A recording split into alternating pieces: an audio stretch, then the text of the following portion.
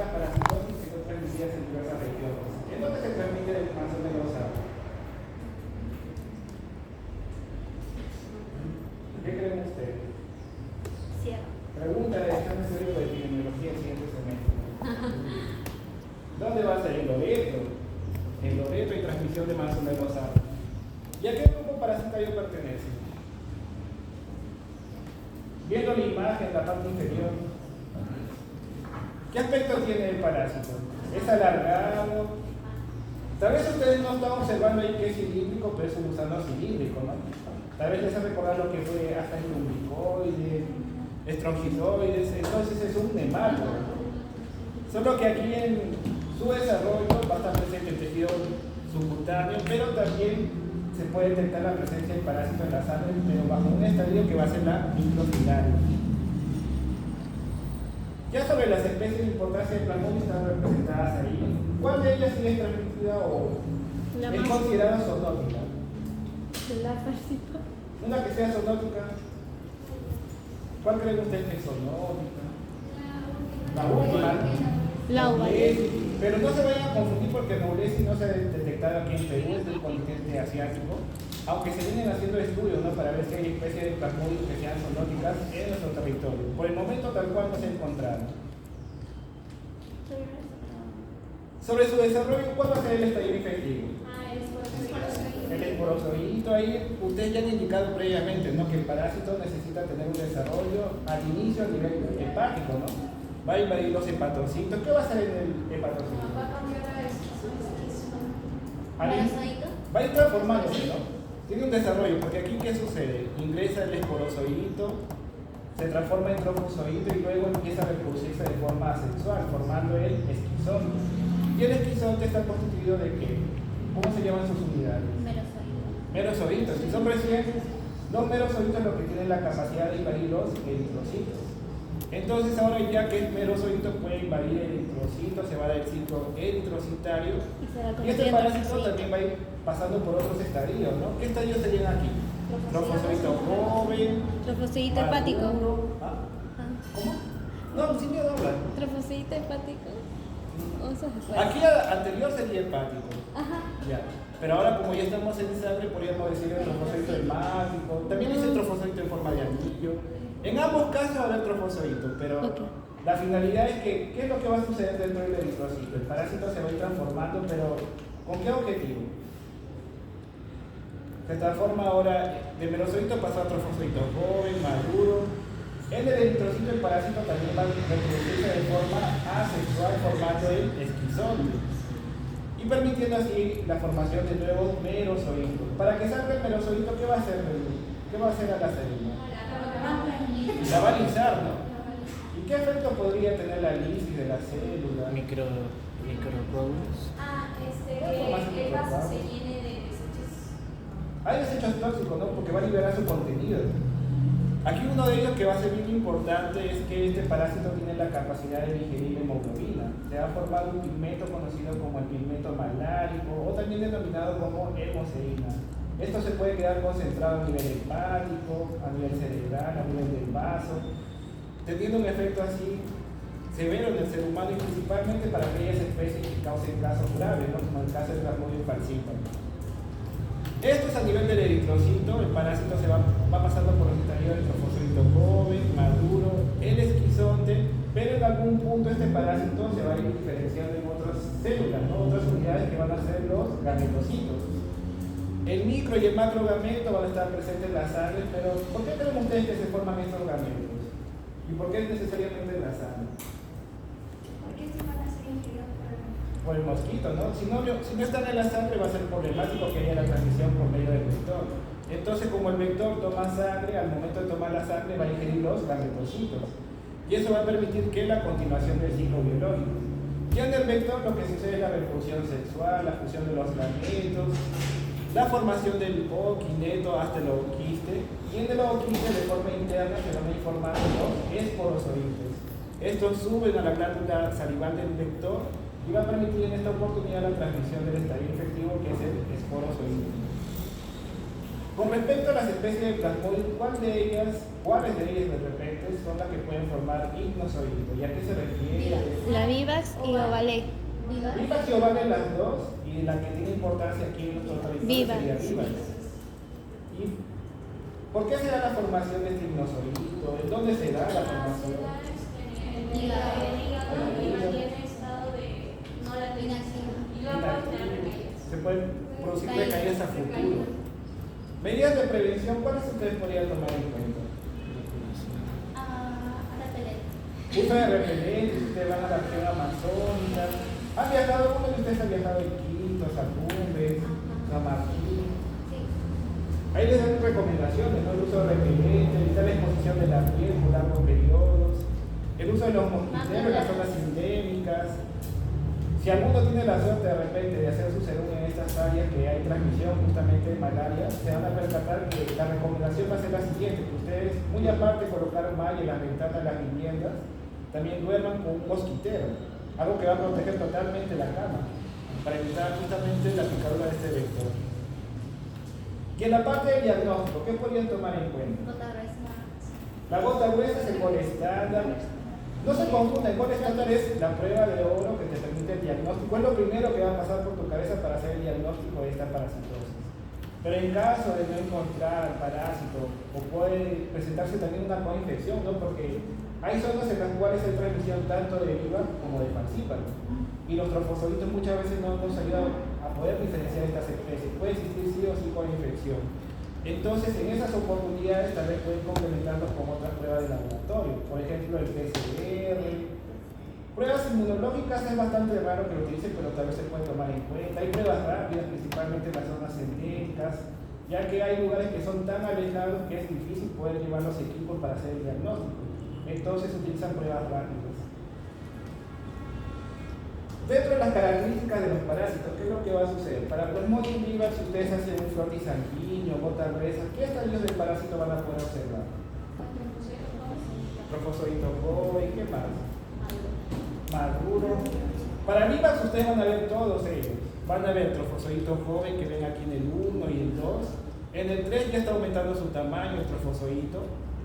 Ahora, ¿qué ha sucedido en el 5? ¿Qué creen ustedes que ha sucedido? ¿Cuántos núcleos ven?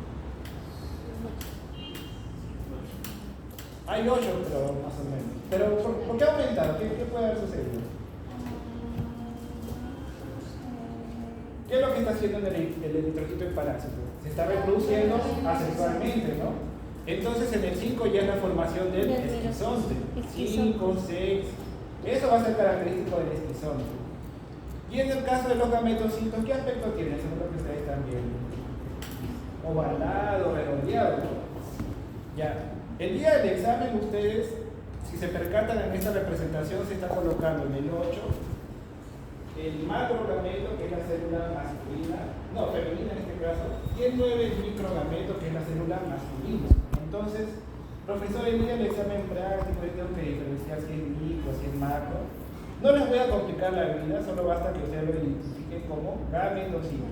Pero tengan en cuenta el aspecto que está teniendo o está presentando el gametocito del Plasmodium vivax, que es un aspecto redondeado, ovalado, y la presencia de su núcleo aquí en esta posición. Aquí al costado, ¿qué es lo que tenemos? Vemos la representación de cada uno de los estadios. ¿El trofozoito qué aspecto tiene? El número 2, por ejemplo. ¿Qué les hace recordar? 1, 2. ¿Cómo? Un anillo, por eso también se le denomina trofozoito en forma de anillo. Bueno, el esquizonte son numerosos merozoitos, los cuales van a estar constituidos. Aquí en la parte inferior, no sé si les llama la atención algo. Lo que estoy señalando, ustedes ven el esquizonte y en la parte central, ¿qué hay? ¿Qué logran ver ahí? Se ve un pigmento medio amarillento, parduzco, ¿no? Que es el pigmento malario, o también conocido como hemozoide. Estas imágenes ustedes lo pueden utilizar para ir practicando, para que vean cómo son los trofozoitos en forma de anillo. ¿Cuántos trofozoitos ven aquí, por ejemplo, en el Plasmodium vivax? Trofozoito joven. Dentro de las células, ¿cuántos pueden? 4. En el 2, ¿cuántos hay? 1 nada más. Eso tengan en cuenta al momento que vamos a hablar sobre el Plasmodium falciparum. Entonces, para el Plasmodium vivax, ustedes han visto un Trofozoito joven en el eritrocito. Ahora para falciparum, ¿qué es lo que va a suceder? Usted, ¿qué estadios normalmente observarían o de forma frecuente observarían en el flujo sanguíneo gota gruesa? Para vivas dijimos todos, ¿no? Pero para falciparum, ¿qué creen ustedes que cómo va a ser la situación? ¿Va a ser lo mismo? ¿Va a ser diferente? Fue una pregunta de este examen del caso integrador, ¿no? Gametocitos sí se van a ver. Pregunto, ¿por qué ustedes en Plasmodium falciparum no ven el esquizón? ¿Qué sucedía con Plasmodium falciparum? ¿Se acuerdan? ¿No se acuerdan?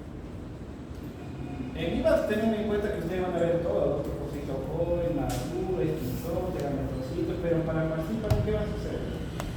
¿Por qué el esquizote no se ve? Aquí sí lo han representado, ¿no? De repente han hecho un cultivo del parásito en el laboratorio y han permitido observar todos los estadios. Pero en el caso de falciparum había algo que caracterizaba este parásito. Hay una unión, ¿cómo se llama ese fenómeno? Había un fenómeno bien característico para Plasmodium falciparum. ¿Cómo se llama el fenómeno? ¿Ah? Gránulos de... ¿Qué es lo que está el esquizón testígeno? No quiere que lo vean, no quiere que le tomen fotos, no quiero que el técnico de laboratorio me vea en el microscopio. ¿Qué sucede con el esquizón? ¿Se acuerdan qué fenómeno sucedía con Plasmodium falciparum? Empieza a degradar los eritrocitos. Había algo que se denominaba ahí fenómeno de citoadherencia. Citoadherencia. ¿Qué era lo característico? Que los eritrocitos que están parasitados se queden adheridos a nivel de los vasos, ¿no? De los capilares ahí. Mayormente los esquizontes y los trofocitos maduros son los que se van a quedar secuestrados a nivel de los vasos. Pero en casos graves, debido al aumento de la presión, se puede llegar a ver los esquizontes de este parásito, Plasmodium falciparum. Pero lo que ustedes frecuentemente van a ver en una gota gruesa, flujo sanguíneo, van a ser los trofozoitos jóvenes y los gametocitos. En el caso del trofozoito joven, ¿ustedes cuántos se están contabilizando? ¿Hay alguna diferencia con vivas? ¿Qué creen ustedes? Aquí en la imagen 4 ¿cuántos ven? 3, ¿no? Entonces, eso también puede ser un diferencial al momento de la observación de las láminas, lo que es frote sanguíneo gota gruesa. Si ustedes ven en un eritrocito más de 2 trofozoitos jóvenes, ustedes pueden estar frente a una sospecha de Plasmodium falciparum, una infección por Plasmodium falciparum. Y en el caso de los gametocitos, ¿qué aspecto tienen? Son iguales a los de vivas, se pueden diferenciar. Eran circulares o ovalados y aquí son bien alargados, ¿no? ¿Qué parecen? ¿Qué les hace recordar? Un platanito, más parece salchicha porque sus extremos son redondeados. Pero sí tengan en cuenta el número de trofozoitos jóvenes que van a contabilizar en el eritrocito, ¿no? Aquí se está representando que hay más de un trofozoito joven en la célula afectada. Y en la parte de la filaria, ¿qué es lo que tenemos? Ahí tienen todas las especies de importancia médica, sea Bucreria rhabdosis, rubia, también un Concerca volvulus, pero la que va a tener importancia para ustedes va a ser Manzonella osalis, que tiene una transmisión en el departamento de Loreto. ¿Quién transmite Manzonella osalis? ¿Se acuerdan? ¿Quién transmite ese parásito? Para malaria ustedes me dijeron anófeles, ¿no? Pero para Manzonella osalis, ¿quién lo va a transmitir? ¿Quién lo transmite? ¿Cuál es el vector? Había una mosca, ¿no? Una mosca negra, hematófaga. La mosca No, en este caso no. No es del mismo género, es diferente. Va a ser una mosca hematófaga que es del género Simurium, pero también puede ser transmitido por un mosquito del género Puricoides.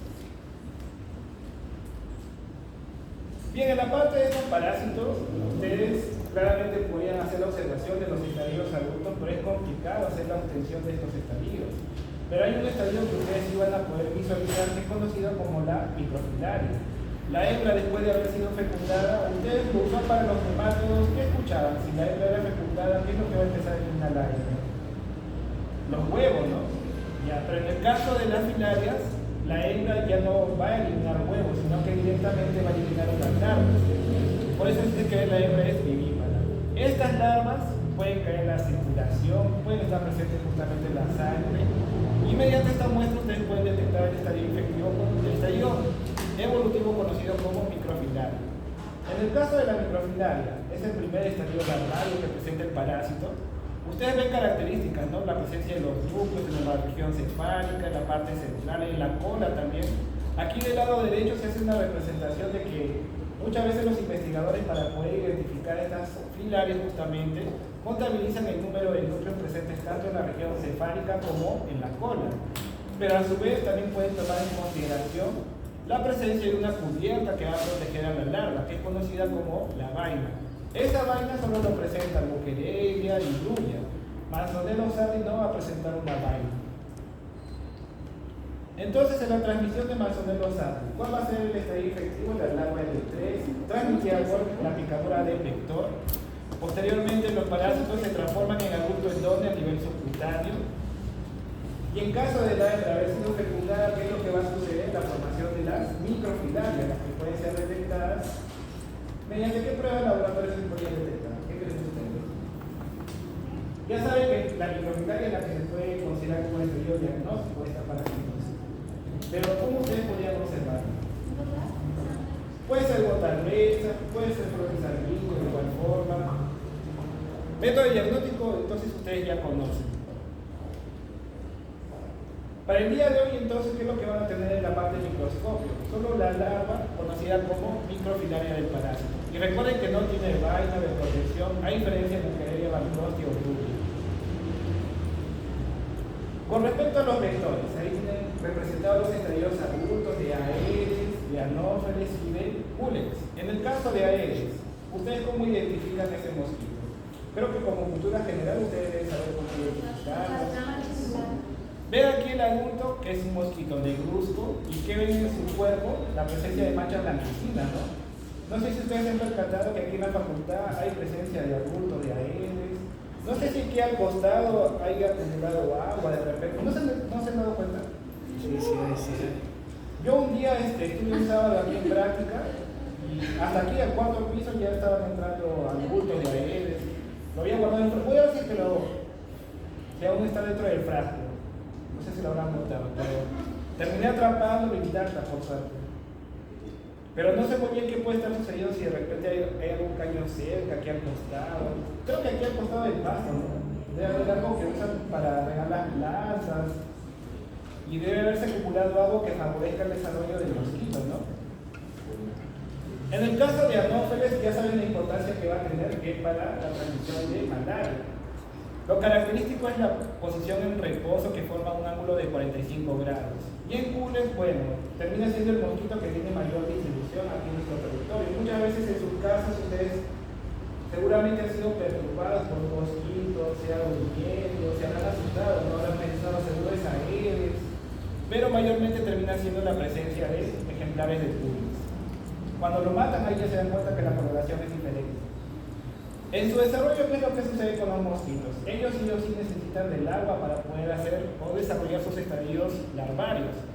Tienen aquí los estadios adultos, la hembra después de haber sido fecundada, ¿qué va a hacer? Va a depositar los huevos cerca de una colección acuática o directamente en el agua. Y de huevo lo que va a eclosionar es la larva. Y posteriormente se va a transformar en la pupa. Y de la pupa es que va a emerger el estadio adulto. Ustedes no sé si habrán visto en los noticieros o redes sociales que si detectan, por ejemplo, un caso de dengue. Aquí en Lima hay transmisión de dengue, ustedes saben, ¿no? Hay presencia de vector, claramente. Pero si detectan estos casos, ¿qué tendrían que hacer? Se quedan nada más en el tratamiento del paciente. Tienen que reportar a la unidad de epidemiología, ¿no? Para que acudan a la vivienda y vean si está presente el vector dentro de la vivienda o dónde puede estar desarrollándose. De repente que estaba acumulado agua, tienen que ventilarse esa colección acuática. Pero una vez que entran a la vivienda, revisan todas las colecciones acuáticas y recuperan los estadios larvarios o las pupas para hacer la identificación del vector. Mayormente se hace mediante la observación del estadio larvario. Aquí al costado, al lado derecho, tienen la representación de la larva. En la región anterior tiene la cabeza, la presencia de un par de ojos, seguido del abdomen que es segmentado. Y en la parte final hay una estructura que va a ser importante para Aedes y para Cules, que es el sifón respiratorio. Es una estructura que ayuda justamente al intercambio gaseoso de este estadio larvario. El día de hoy ustedes van a conocer los estadios larvarios de estos productos, justamente sea Aedes, Cules, Anófeles. Para Aedes, ¿qué es lo que ustedes deberían tomar en consideración? Ustedes van a observar de que cómo está presente la larva en el agua. Cuando ven la larva de Aedes, su presencia en el agua, ¿cómo es?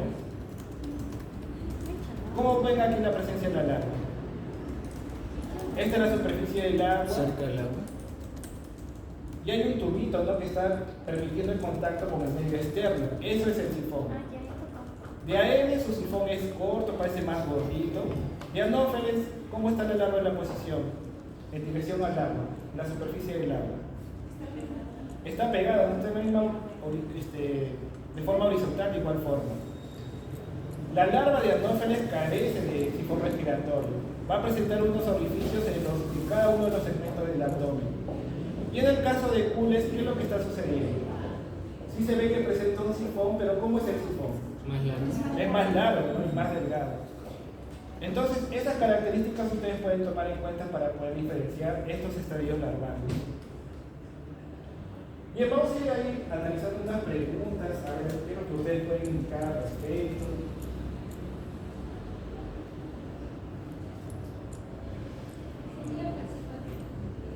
Falcíparo. Eso sí hay que comentar en este momento, que ambas especies pueden producir anemia. Tal vez una de una forma más severa, pero ambas pueden causar anemia. ¿Qué más podría hacer? Pero la fiebre es característico de la malaria. Ay, espérate, me olvidé Independiente de la ahí. especie, ¿no? Si sean vivas o pasivas, ¿no? Ictericia. Podría considerarse también. En caso de daño a nivel hepático, una opción puede ser por la deposición del pigmento malárico a nivel de las células de Kupffer, por ejemplo, pero eso puede suceder en ambos casos, porque al final el parásito, sea Vivax o Falciparum, necesita destruir al eritrocito para liberar al pterozoito, ¿no? Ahí hay una palabra clave, no sé si alguno de ustedes se va a percatar. ¿Ah? No necesariamente, en ambos casos puede ser postración. No, Un cuadro recidival. ¿Ya qué es recidival? Ha tenido recaídas. Entonces, yo les voy a comentar lo siguiente, que en la clase teórica, cuando hemos hablado de los casos graves de malaria, hasta creo que yo lo especifiqué al momento del caso integrador. Yo cuando hice la pregunta del caso integrador decía, especie que principalmente causa o genera los casos graves de malaria, ¿no? Pero no hace que sea exclusivo de Falciparum. Porque hay casos graves que también pueden ser causados por Vivax. Entonces siempre cuando lean un enunciado, lean con cuidado. El enunciado que yo he colocado en la teoría dice, frecuentemente Plasmodium falciparum es que causa los casos graves de malaria. Pero dice frecuentemente y no lo hace exclusivo, que solo Falciparum va a ser un caso grave, sino que Vivax también podría presentar o desencadenar un caso grave de malaria. Y aquí la palabra que ha permitido la resolución del caso sería el cuadro resemblante. Si ustedes lo leen así nada más, enfrente llevan la marca. Falciparum, ¿no? Eso, por ejemplo, yo lo he sacado de un examen nacional de medicina, ya muchos habrán caído, ¿no? No han leído con cuidado. Entonces aquí la clave sería Plasmodium vivax. La siguiente ya está regalado. Creo que es parecido a una pregunta que le hice en el examen teórico.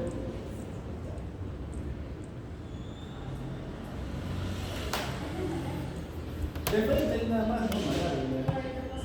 Profesor de anillo. Aquí aparte también toman en cuenta la procedencia, la selva. No es exclusivo de la selva, pero es donde hay un mayor reporte de casos. Loreto, San Martín, parte de Cusco. pero también hay casos reportados en PIUR, en TUC, es parte de la pared. Entonces aquí lo importante es ver lo siguiente, dice palidez, media moderada, hay fiebre, la fiebre sí es importante para la malaria. Ahí usted recordará un término que es el acceso malárico, acceso palúdico. ¿Qué caracteriza el acceso palúdico?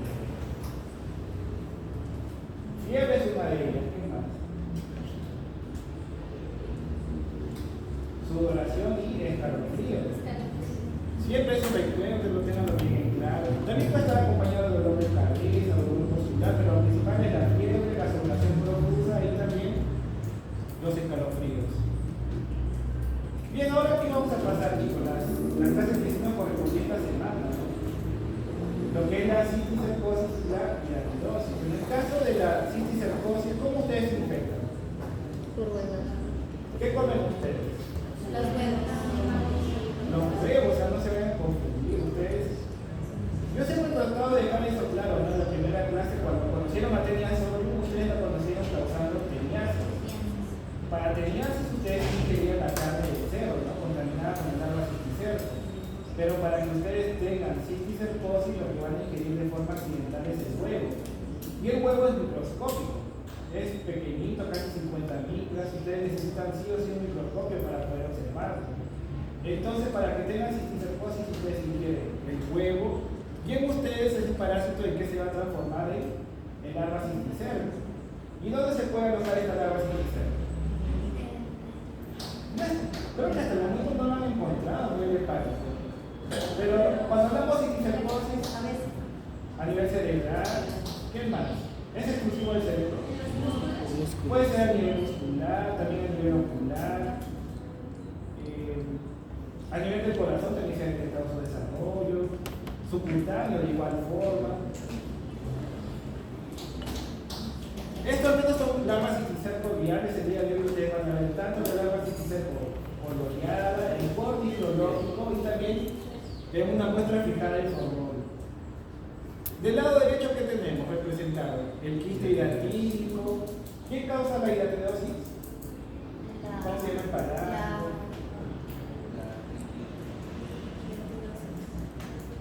Echinococcus granulosus.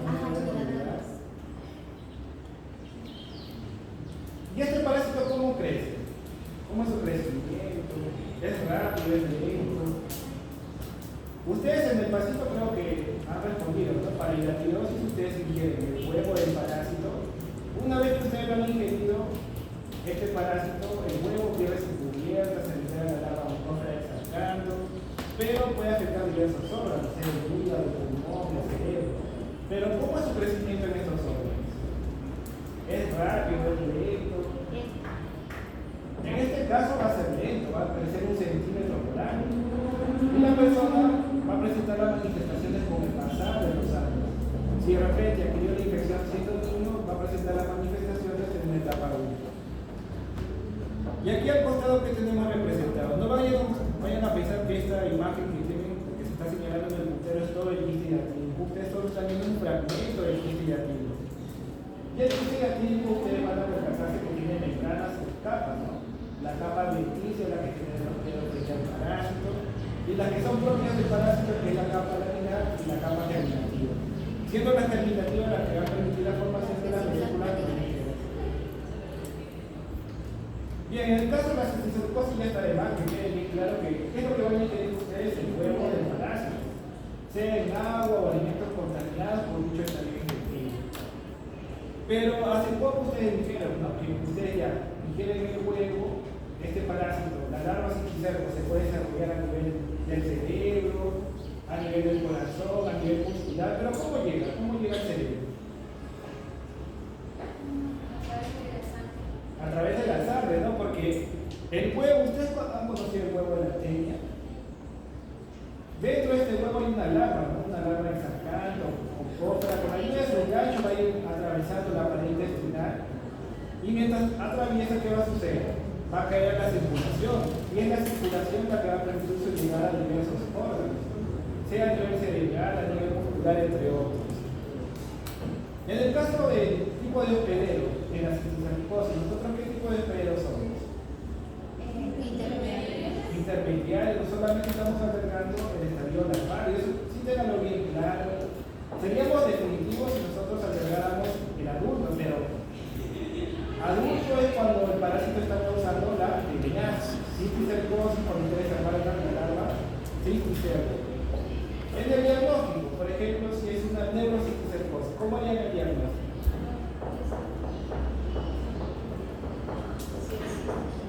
Yo les voy a dar un ejemplo. En mi caso, ¿qué es lo que sucede? Yo tuve sinusitis hace 2 años. Eso me causaba dolor de cabeza, todos los días prácticamente.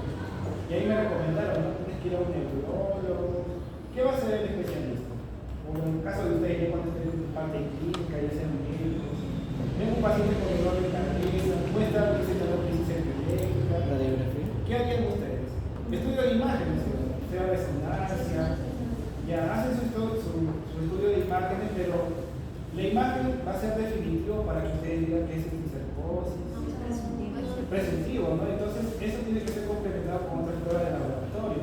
Aparte que en las imágenes a veces sí se puede determinar que es una cisticercosis, pero depende del estadio en el cual se encuentra la larva cisticerco.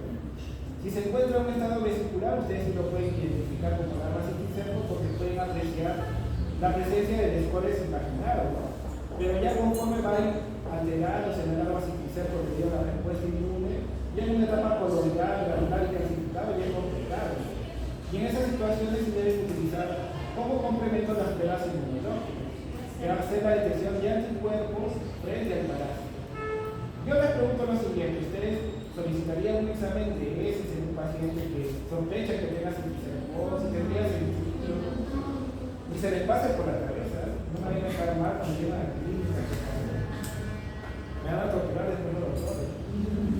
Ese no hay forma que lo piense, ¿no? Porque ¿dónde está el parásito? Está a nivel intestinal, está afectando un órgano. Cuando está presente un órgano, sea cual sea el cerebro, sea el ojo, sea a nivel muscular, por ejemplo, la única forma, al menos de poder decirle que es una larva cisticerco, puede ser claramente imagen, pero acompañado por la detección de anticuerpos frente al parásito. Ya sobre la larva cisticerco, esto va a ir creciendo pasado 4 o 6 meses. Su tamaño usual, ¿cuál es? 1 centímetro de longitud. Ven aquí unas estructuras vesiculares, ¿no? ¿Dentro qué les llama la atención? ¿Qué hay dentro de esas estructuras? Hay una masa blanquecina. Ustedes lo van a ver el día de hoy en los microscopios. Esa masa blanquecina corresponde al escórex invaginal. En la parte inferior se está representando ya cuando el escórex se ha exteriorizado. Y recuerden que quien causa la cisticercosis es Teniasorio. Ustedes ya han conocido el escórex de Teniasorio. ¿Qué presentaba Teniasorio en los escórex? ¿Qué podían ver ustedes? Doble corona de gancho y las 4 ventosas.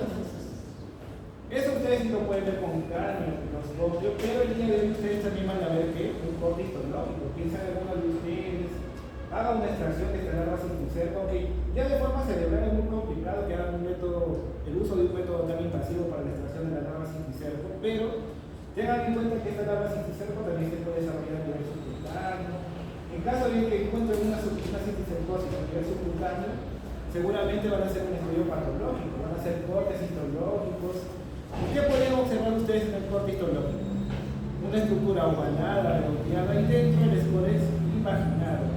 Aquí está el rolladito y hay una parte donde va a estar la presencia justamente de las ventosas. Pero yo sí les dejo claro lo siguiente: un corte histológico ustedes van a ver las 4 ventosas. ¿Creen ustedes que va a ser posible ver las 4 ventosas? Como lo vieron así bonito cuando vieron o conocieron Teniasorio. Va a depender de dónde han hecho el corte justamente, ¿no? Creo que al menos en esta imagen por la ruta se ve una de ellas y parte de los ganchos.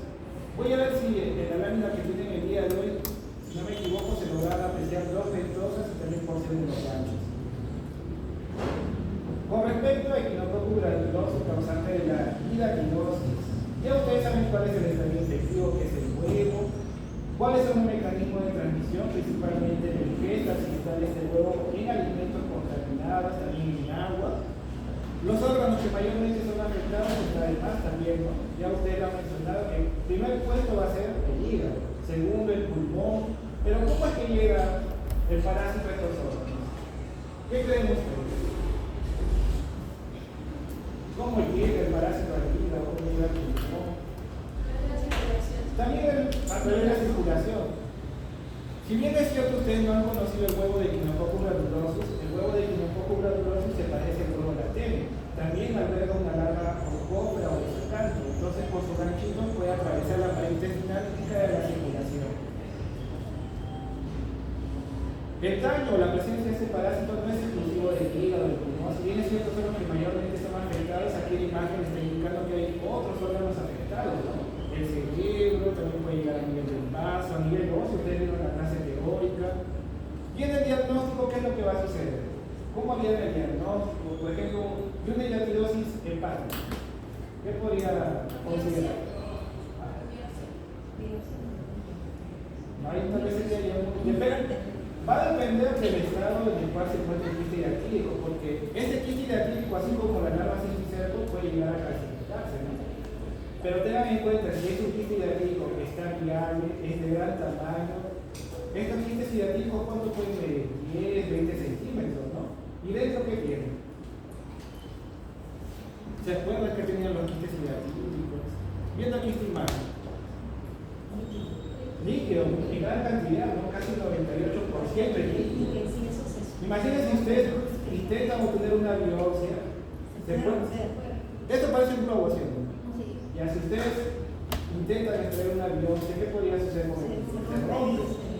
Y el problema va a ser que este líquido contiene una gran cantidad de moléculas, dentro de ellas proteínas que podrían causar una reacción alérgica en la persona, un shock anafiláctico que puede llevar a la muerte.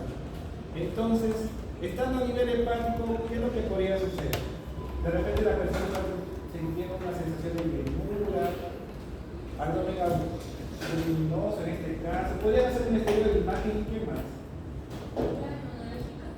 Y las pruebas inmunológicas también para poder confirmar. Como el caso del Western blot. Al menos aquí en nuestro país esto ya quedó patologizado. Las muestras de los pacientes que son positivos, sea para cisticercosis como hidratidosis, sus suelos son enviados al Instituto Nacional de Salud para hacer el control de calidad. Sobre el estadio adulto, ¿quién va a arreglar el estadio adulto? Ya ahí tienen la imagen de quién alberga el adulto, no solamente el perro. En el ser humano ustedes no van a encontrar el adulto. ¿Qué va a suceder en el caso del adulto de Echinococcus granulosus? Es bien pequeño en comparación a la tenia que es Teniasolius. Teniasolius, ¿cuánto medía? De 2 a 4 metros, ¿no? Y aquí, ¿cuánto mide? De 4 a 6 milímetros. Es un cesto, entonces, ¿qué es un cesto? ¿Qué caracteriza un cesto? ¿Qué va a presentar? ¿Qué logran ver ahí en la imagen? Hay un escote, ¿cierto? Siendo un cesto es parecido a lo que veían en tenia, pero en esta oportunidad es menor tamaño, extremadamente pequeño. Entonces ven un escole con 4 ventosas sobre corona de ganchos. Sus ganchos son más pequeños en comparación a Teniasolius. Y también ven la presencia de los proglótidos. Para Teniasolius ustedes contabilizaban, si está el parásito completo, podían contabilizar hasta 1000 proglótidos. Pero en el caso de Echinococcus granulosus, lo característico va a ser la presencia de 3 a 4 proglótidos nada más. Uno de ellos, inmaduro, donde no están desarrolladas las estructuras reproductivas, luego el proglótido maduro, y el último, los dos últimos pueden ser los proglótidos lábios, ya con el contenido de los huevos. Con respecto al quiste hidratídico, ahí tiene representado una estructura de gran tamaño, de gran dimensión, 10 a 20 centímetros, puede ser más inclusive, recordando que tiene una gran cantidad de líquido. Y ustedes el día de hoy van a ver una porción nada más del quiste hidratídico, no vayan a pensar que van a ver el quiste hidratídico completo. Entonces, si hacen un corte histológico de este quiste hidratídico, ya lo han extraído para poder confirmarlo, lo llevan a patología para hacer los cortes histológicos. ¿Qué podrían observar? ¿Qué va a ser lo característico del quiste hidratídico?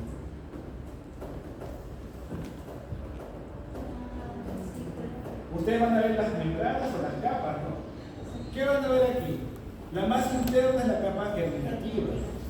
Tiene un aspecto rugoso, es bien delgadito, y a partir de ella se van informando las vesículas prolíferas. Seguido de la capa germinativa, ya para la parte más externa, la capa intermedia es la capa laminar. Ustedes van a ver una lámina tras otra, por eso es denominada capa laminar. Y la última capa, la más externa, es la que va a generar el hospedero en presencia del parásito, que es conocida como la capa adventicia. Aquí nuevamente ven lo que es el corte histológico de una parte, una porción del quiste hidratídico. La capa germinativa, esta región bien delgadito, rugoso, la capa laminar y luego la capa venticia. ¿Dentro que se estaban formando? Las vesículas prolígeras. Y aquí en esta vesícula prolífera, ¿qué ven dentro de ella? Ven unas unidades que son los protoespólices. Cuando hablábamos de megalotidosis, había un factor de riesgo, ¿no?, que hacía que el ciclo se mantenga en las zonas endémicas de nuestro país. Ustedes se acordarán, no se acordarán. ¿Qué sucedía en estas zonas endémicas? ¿Por qué se mantenían casos de esta parasitosis? ¿O por qué el ciclo del parásito se mantiene en esta región? El hábito también de los dueños, ¿no?, que sacrifican una oveja, una cabra. Ajá, de repente en sus hígados, en sus pulmones hay quistes hidratídicos. Y tengan en cuenta que dentro de estos quistes hidratídicos, ¿qué se están formando? Las vesículas prolígeras. Y dentro de estas vesículas hay protoespólices. Cada protoespólice en el intestino del perro se transforma en adulto. Entonces hay una gran cantidad de protoespólices que puede ir en el perro, favoreciendo así la formación de una gran cantidad de problemas. Entonces el día de hoy ustedes que van a observar aparte de ello. En el caso del quiste hidratídico, tengan en cuenta que se ha ido formando las vesículas prolígeras, dentro de ellas protoespólices. Si ustedes recuperan el líquido hidratídico y lo dejan sedimentando, se va a formar el sedimento. Ese sedimento es conocido también como arenilla hidratídica. Y en la arenilla hidratídica, ¿qué podrían observar? Los protoespólices libres, también vesículas prolígeras, fragmentos de la membrana del quiste hidratídico. Entonces, el día de hoy ustedes van a observar los protoespólices, uno de ellos imaginado. Aquí del lado derecho tenemos el imaginado, ya donde se pueden apreciar la presencia de las cuatro ventosas y también de los ganchos. Con respecto a triquinelas espirales, ¿hay casos en nuestro país? ¿Qué creen ustedes? No hay casos comprobados. Hasta este año se ha hecho un estudio epidemiológico, un estudio de vigilancia epidemiológica, justamente en la carne que es comercializada en nuestro país, y por el momento no se ha detectado la presencia de triquinelas espirales. Pero es bueno que lo conozca, quién sabe en algún momento se llegue a detectar, y esperemos que no se mantenga en nuestro territorio. Pero el estadio infectivo para este parásito, que es un nemátodo, Teniasonium es un céstoro, Echinococcus granuloso también es un céstoro, Triquinella espirale va a ser un nemátodo, un gusano cilíndrico. El estadio infectivo es la larva muscular, que está presente en la carne del cerdo, que es lo que favorece justamente la transmisión al ser humano. Si consume la carne mal cocida, ustedes pueden adquirir la triquinelosis. Pero el parásito, una vez que ustedes lo han ingerido, se va a desarrollar a nivel del intestino, en los estadios adultos, solo que la hembra, una vez que ha sido fecundada, va a ir formando las larvas. Y estas larvas no van a ser eliminadas por las heces, sino que las larvas van a migrar mediante la circulación a la región muscular, al músculo, justamente para poder enquistarse. Y en el diagnóstico, ¿qué creen ustedes que podrían considerar importante? ¿El parásito dónde va a estar? Hemos dicho que los adultos pueden estar en el intestino, pero va a ser difícil que ustedes lo vean en la materia fecal. Y las larvas que han ido eliminando la hembra, ¿a dónde se han ido? Al músculo, ¿sí? Se puede localizar bien muscular del diafragma, causa problemas respiratorios, calambres de repente. ¿Cómo harían el diagnóstico? La biopsia se consideraba hace algunos años, pero esta larva es bien pequeñita, ¿no? Miren, la larva cisticerco, ¿cuánto medía? 1 centímetro de longitud. Ustedes con imágenes sí lo podrían ver, ¿no? La larva cisticerco. Pero esta larva que mide de 250 a 500 libras, con una imagen ustedes ven que sería suficiente.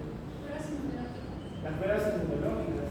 Yo en el caso de las biopsias sí les comento que como esta larva es tan pequeña, imagínense que ustedes quieran obtener una biopsia, ¿no? Pero siendo tan pequeña, ustedes sabían de dónde hacer la toma de la muestra, va a ser fácil, va a ser complicado, ¿no? Si no consiguen un punto, van a ser tirados a otra área del cuerpo, van a estar confiando que ellos el paciente, y eso no conviene, es un método muy invasivo. Entonces, hoy en día se prefieren las pruebas inmunológicas, la detección de tu cuerpo frente al parásito. Este parásito en sí, al ver se localiza dentro de las células musculares, altera prácticamente su fisiología. Y esto también es conocido como la célula nutriza, porque está albergando la larva L1 del parásito. Bien, chicos, vamos a ir respondiendo algunas preguntas, a ver qué pueden indicar ustedes.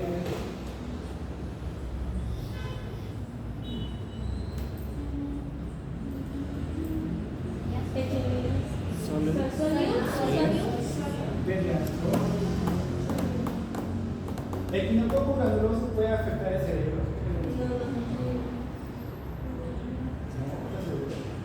También puede afectar.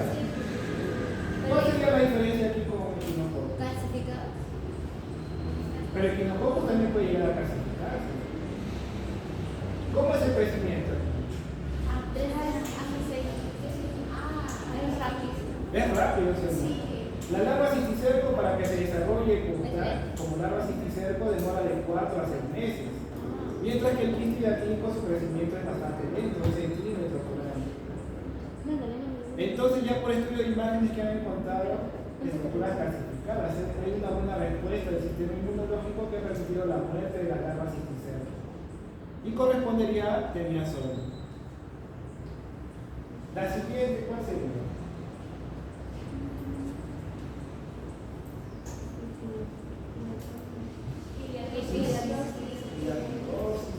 Bueno, ahí se faltó de riesgo.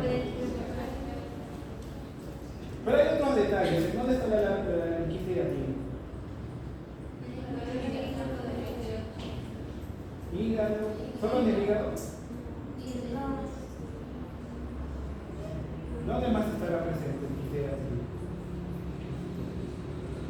No está mal lo que has dicho, está bien. Está a nivel hepático, pero solo en el hígado estará. No, también en el pulmón. ¿En pulmón? ¿Y por qué? Ahí hay un término, ¿no?, que menciona. Vómica. ¿Qué era la vómica? ¿Se acuerdan? Hepatomegalia. ¿La vómica qué es? ¿Alguien se acuerda? Yo lo puse en negrita, remarcado, eso lo puse en clase teórica. ¿Qué es la vómica? Ya, estando a nivel pulmonar, ¿qué puede suceder? ¿Qué puede causar en la persona? Está tose. Va a estar tosiendo siempre. Ya. Esa acción mecánica, ¿qué efecto podría tener? La persona está tose.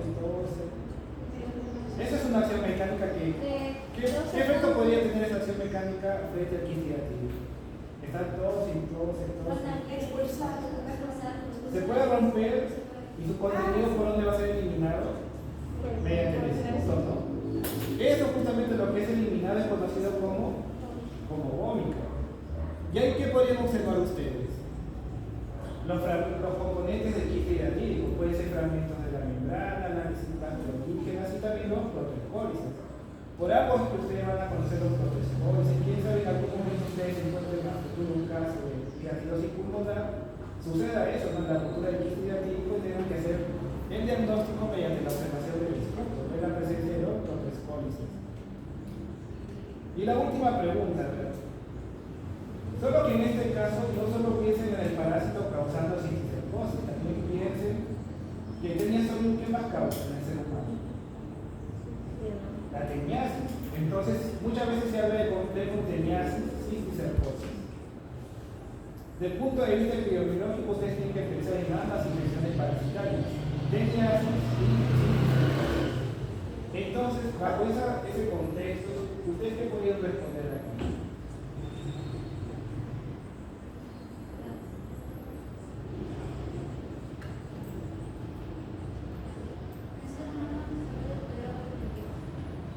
Su compañera dice la A, la B, La ser humano sucedió.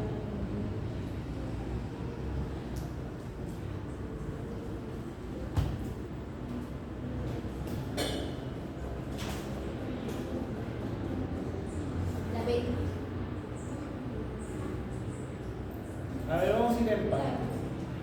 El perro tiene que ver algo en el ciclo de este parásito.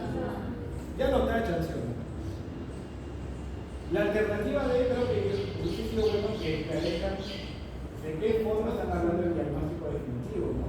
Si es para cisticercosis o si es para teniasis. Pero en ambos casos el diagnóstico no es definitivo. Por ejemplo, en el caso de teniasis ustedes tenían un inconveniente, ¿no? ¿Cómo ustedes reportaban el huevo del tenias?